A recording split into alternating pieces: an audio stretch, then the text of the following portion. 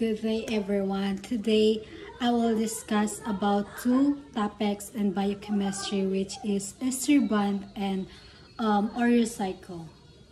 Both of these may sound complex, but they actually play very important roles in our daily lives and in our health.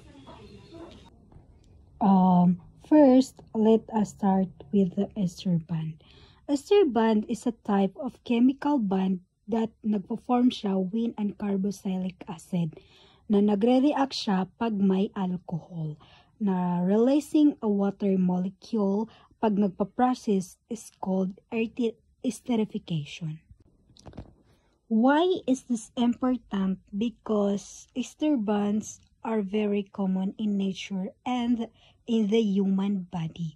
One of the best example is in triglyceride, which are fats and oils. Ester bonds connect glycerol to fatty acid na nagpo-form siya an energy-rich molecule.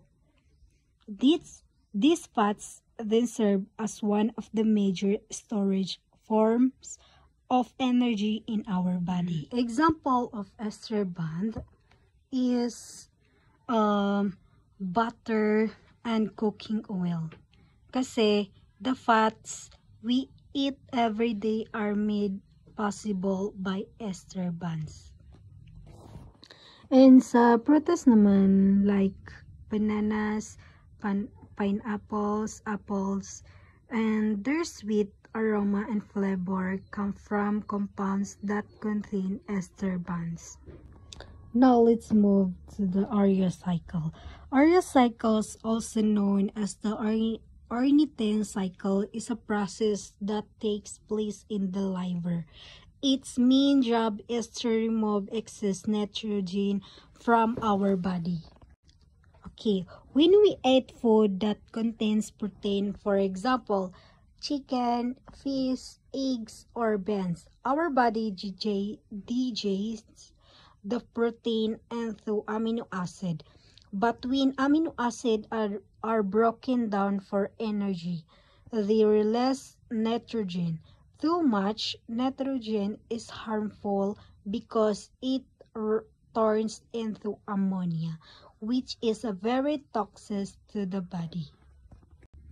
Aside from detoxification, the Oreo cycle also helps maintain the balance of nitrogen in our body, which is important for metabolism.